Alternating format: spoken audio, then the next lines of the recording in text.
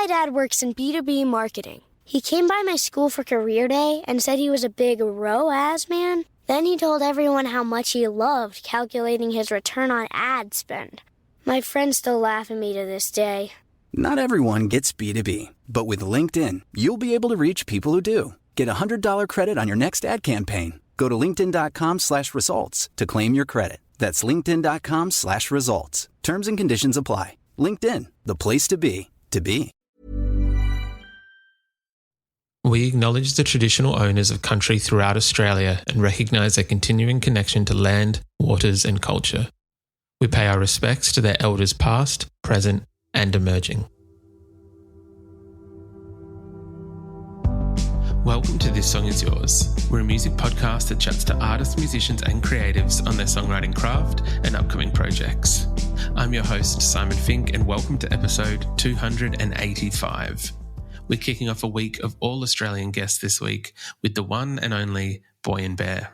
The much-beloved indie folk band are celebrating the 10th anniversary of their record Harlequin Dreams with a brand new EP and vinyl release.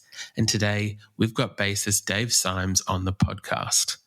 Before we get to our chat with Dave from Boy and Bear, please make sure you subscribe to this podcast and ensure you're following us across all of our social media channels. This month, we've got extra episodes with an incredible range of guests, so subscribe to ensure you stay up to date with all brand new episodes. Details for everything can be found within the show notes of today's episode.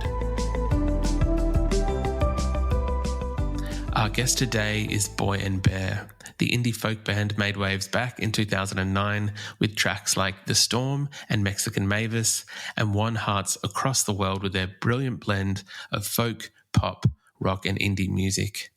The band have gone on to release 5 studio records since then and have toured with artists like Laura Marling, Mumford and Sons and Angus and Julia Stone.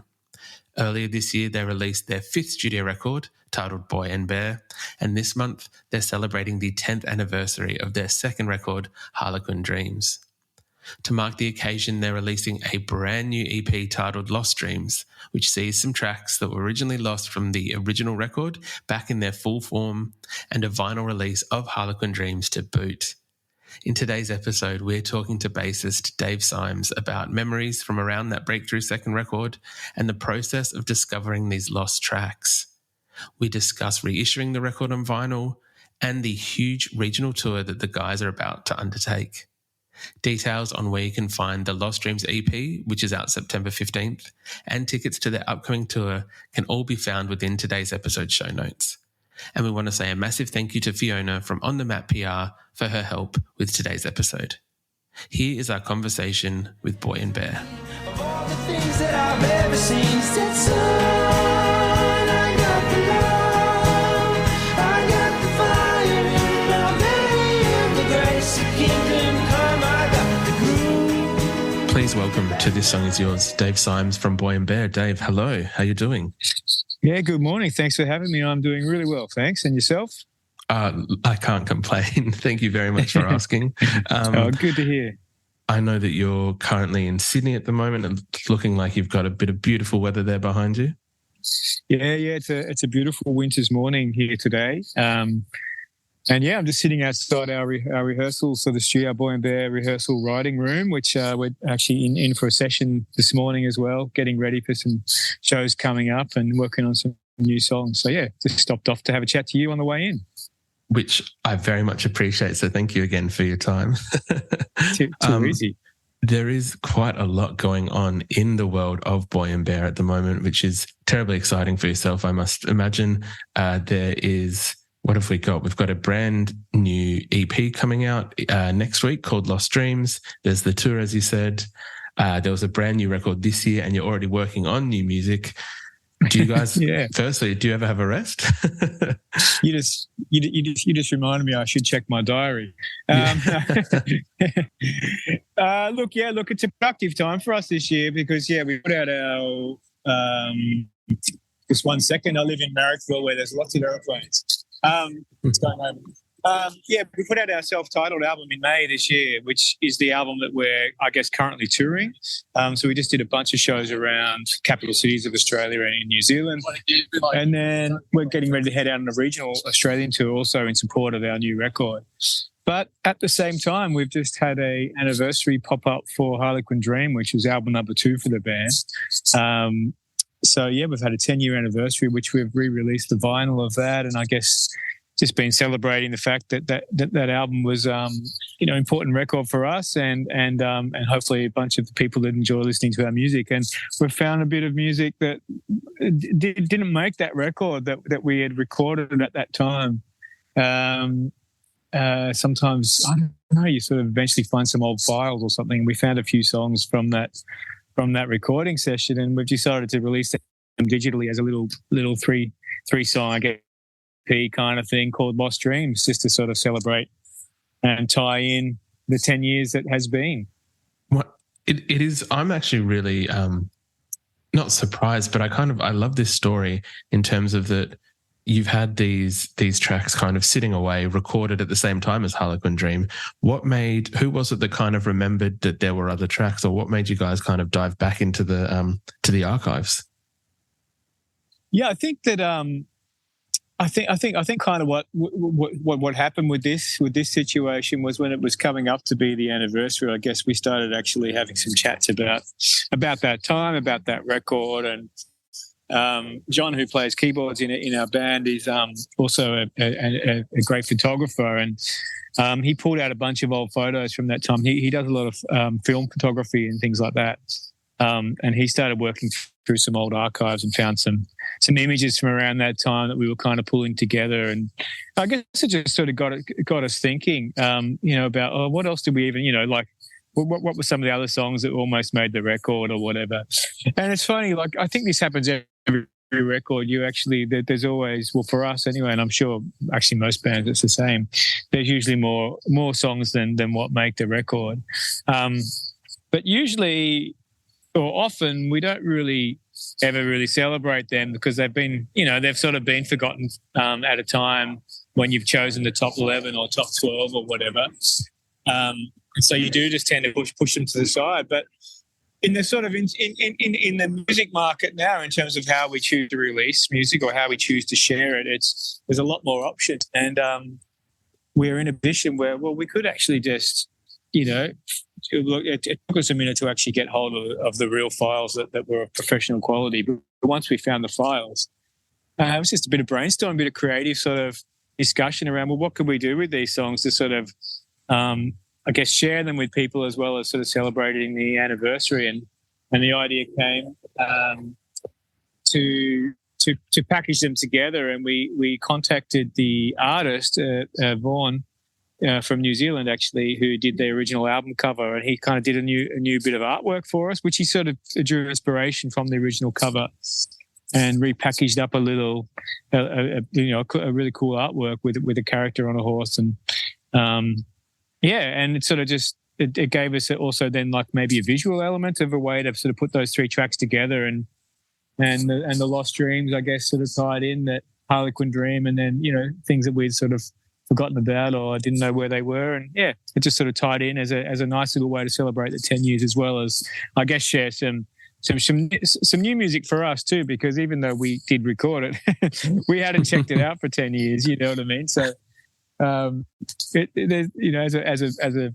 a musician, as an artist, or whatever we are, there's also a little bit of nerves around stuff like that because you've moved on a little bit from that time. You don't. It's hard to listen to old things that you've created but actually nice to have. It's like finding a couple of other photos from a holiday from years ago. Oh, I remember that we actually ate at that restaurant, and that was cool. Like the songs that are coming out on this EP, the one thing I kind of loved about them is that they do very much. I feel like there's a tendency almost for tracks that are, we'll say, lost in the vault, whatever it may be, that they when they didn't make the final track list for whatever reason that may be, these songs stand up on their own in terms of that they the quality of songwriting in them, I imagine that they would have fit perfectly on Harlequin Dream, hence why they're being tied to it. Have you noticed, I guess, when you found them, was it funny listening to the songwriting of these tracks compared to, I guess, as we mentioned, the self-titled record that you put out this year, I guess the 10-year difference between your songwriting? My dad works in B2B marketing. He came by my school for career day and said he was a big ROAS man. Then he told everyone how much he loved calculating his return on ad spend.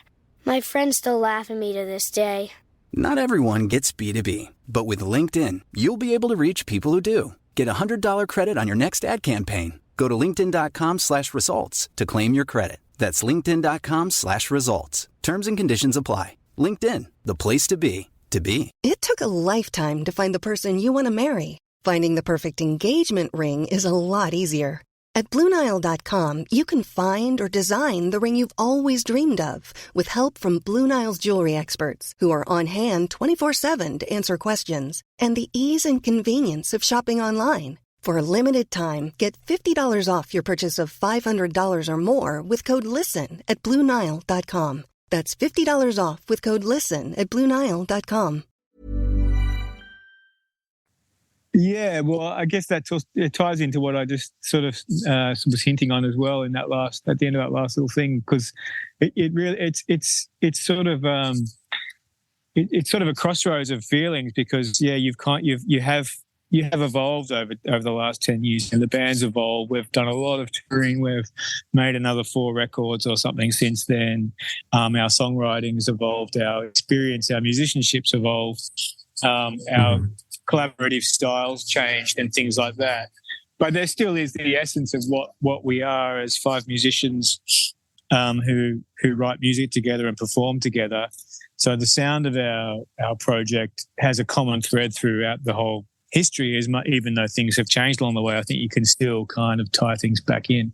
I think looking back, it's kind of, there's a side of you that feels like, oh, I'm happy with where we're at now. Well, I'm already excited about where I'm at now, because this is where naturally you sort of feeling like putting your energy. But then there is a reflection, and if you can sort of not try to compare that to what you're doing now, but actually allow that to live in the space of that time and not try to critique it yourself or anything, just allow it to be, which I think is maybe the hardest thing for anybody that makes anything. It's hard not to just always critique what you've made, because it's also hard to listen to what you've done from a long time ago. I don't know whether it's almost like maybe it's the same as when you see a photo of yourself from 10 years ago. I don't know. There's either joy or a little bit of, oh no, I've had a few too many hot dogs since then, or whatever. Like, you just have these things that go on inside. I think it's very natural. I don't know if I've answered your question, but I think there's a little bit of a bit of all of it in the emotions attached to that stuff. But I think it's nice, like you said, that these tracks could have existed on the record. They definitely could have. I mean, when you're making an album, which we still do make albums. Like, we try to make a body of work that we present as a 45-minute record or whatever it is. Not everything's going to be able to make it, and sometimes that takes up the space that something else would as well. And then all of a sudden you've got two siblings that can't really have the same. There's not room for 2 siblings in that part of the record or something, so you have to make a choice.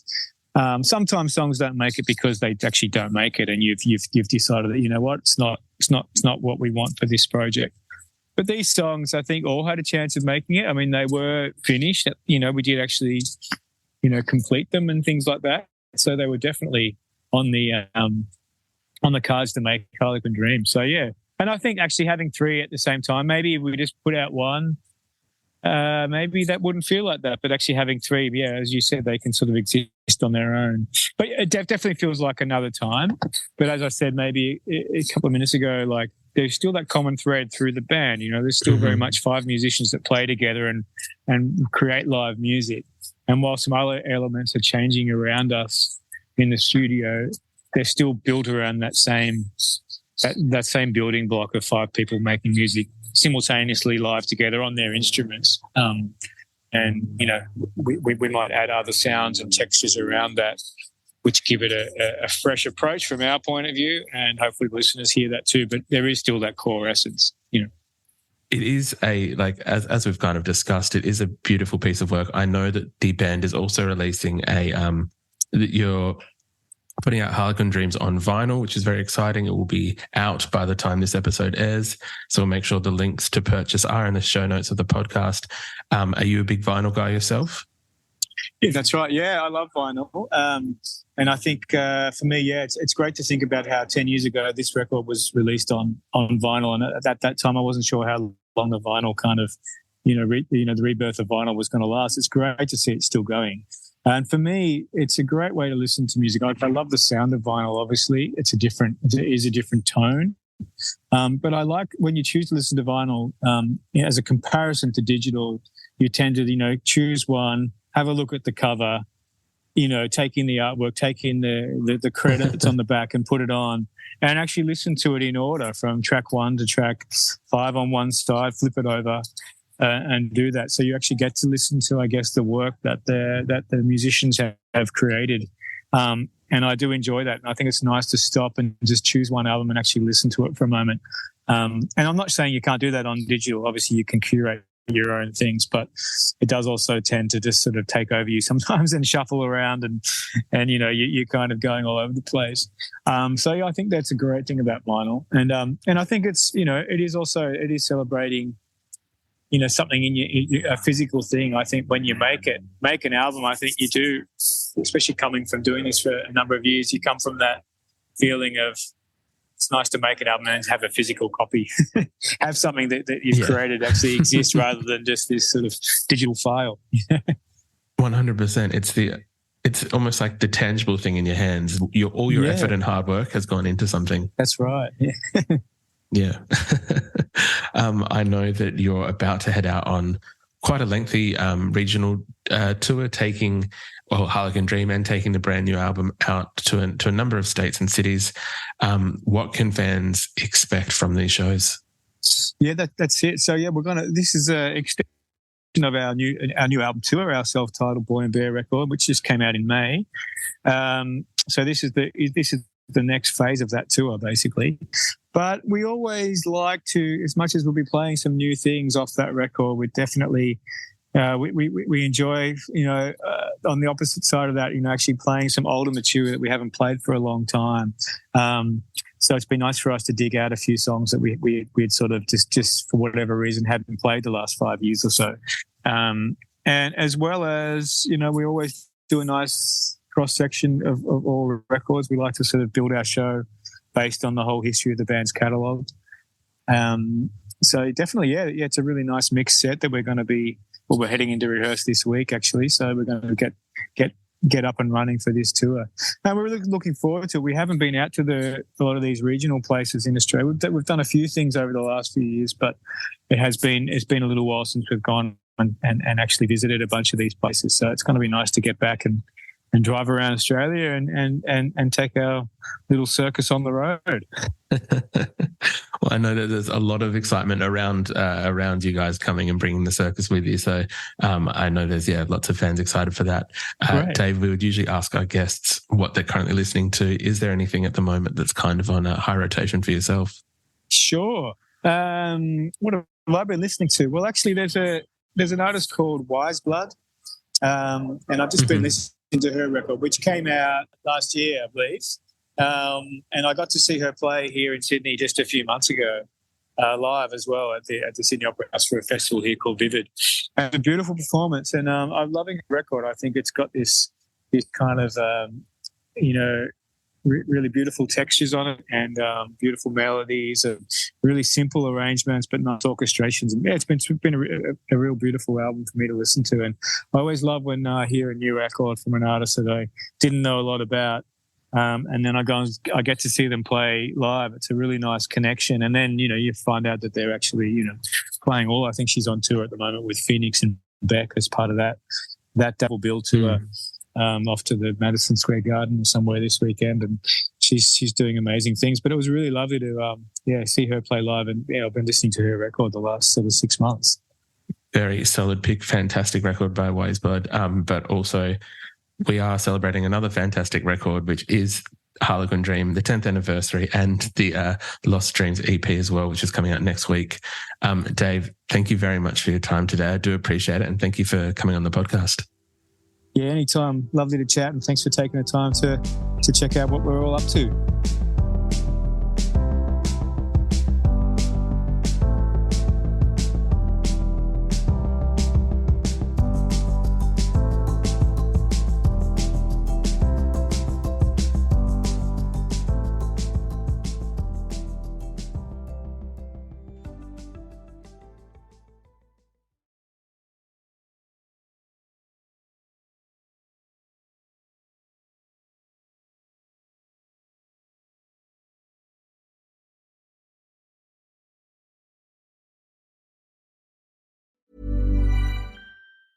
Imagine the softest sheets you've ever felt. Now imagine them getting even softer over time. That's what you'll feel with Boll & Branch's best-selling signature sheets in 100% organic cotton. In a recent customer survey, 96% replied that Boll & Branch sheets get softer with every wash. Start getting your best night's sleep in sheets that get softer and softer for years to come. Try their sheets with a 30-night guarantee. Plus, get 15% off your first order at bollandbranch.com, code BUTTERY. Exclusions apply. See site for details.